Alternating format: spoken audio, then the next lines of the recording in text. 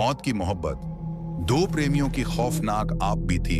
आप सुन रहे हैं डरावनी दस्तक, जहां हर दस्तक के पीछे छिपी है एक खौफनाक कहानी। तो अब अपनी सांसें थाम लीजिए, क्योंकि अब जो आप सुनने वाले हैं वह आपके रोंगटे खड़े कर देगा।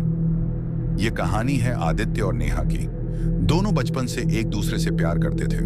परिवार और समाज की दीवारें उनके बीच इतनी ऊंची थीं कि मिलना आसान नहीं था। जब चारों तरफ से रास्ते बंद हो गए तो दोनों ने फैसला किया कि वह अपने प्यार को दुनिया से छीन लेंगे। गांव के बाहर एक पुरानी टूटी फूटी हवेली थी, जिसके बारे में कहा जाता था कि वहां आत्माएं भटकती हैं। लोगों का मानना था कि जो भी उस हवेली में गया फिर कभी लौटकर नहीं आया। पर आदित्य और नेहा को इन सब बातों पर भरोसा नहीं था। उनका विश्वास सिर्फ अपने प्यार पर था। एक रात जब पूरा गांव नींद में डूबा था, नेहा चुपचाप हवेली की ओर निकल पड़ी। आदित्य ने वादा किया था कि वह भी वहां आकर मिलेगा। चारों तरफ घना कोहरा था, ठंडी हवा की सनसनाहट दिल में अजीब सा डर बैठा रही थी। नेहा के हाथ में एक छोटा सा दिया था जो कांपती रोशनी दे रहा था। हवेली तक पहुंचने में उसे कई बार ऐसा लगा जैसे कोई उसके पीछे पीछे चल रहा हो, लेकिन मुड़कर देखने पर हर बार खाली अंधेरा मिलता। जब नेहा हवेली के टूटे हुए गेट तक पहुंची तो उसने देखा कि दरवाजा अपने आप धीरे धीरे चरमराता हुआ खुल गया। नेहा का दिल जोर जोर से धड़कने लगा, पर वह हिम्मत जुटाकर अंदर चली गई।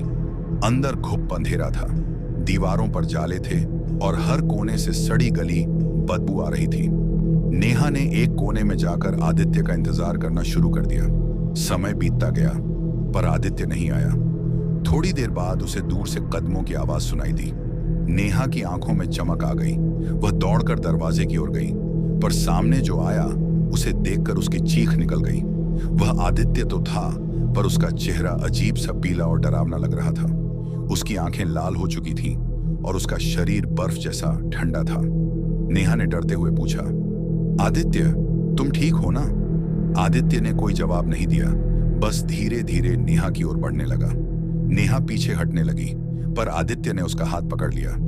हाथ छूते ही नेहा को ऐसा लगा जैसे उसकी सारी ताकत किसी ने निचोड़ ली हो। हवा में अजीब सी गंध भर गई थी। फिर आदित्य ने फुसफुसाते हुए कहा, तुमने वादा किया था ना कि कभी साथ नहीं छोड़ोगी, अब तुम कहीं नहीं जा सकती। नेहा ने डर के मारे भागने की कोशिश की, पर हवेली के सारे दरवाजे खुद ब खुद बंद हो चुके थे। चारों ओर से अजीब सी परछाइयां उसे घेरने लगी। दीवारों से खून टपकने लगा। हवेली के अंदर अजीब सी चीखों की गूंज फैल गई। नेहा जोर जोर से चिल्लाने लगी, पर उसकी आवाज हवेली की मोटी दीवारों में दब गई। आखिर में सब कुछ अंधेरा हो गया। नेहा की चीखें रुक गईं।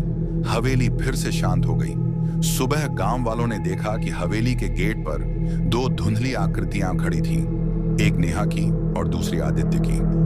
दोनों एक दूसरे का हाथ थामे हुए खड़े थे, लेकिन उनकी आंखें सूनी और डरावनी थीं।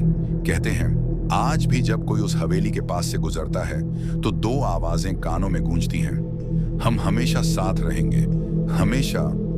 और जो भी उस आवाज को सुन लेता है वह खुद भी उसी हवेली का हिस्सा बन जाता है, हमेशा के लिए। यह थी डरावनी दस्तक पर पेश की गई एक और खौफनाक कहानी। अगर आपको ऐसी और डरावनी कहानियां सुननी है तो हमारे चैनल को जरूर सब्सक्राइब करें। फिर मिलते हैं अगली डरावनी दस्तक के साथ।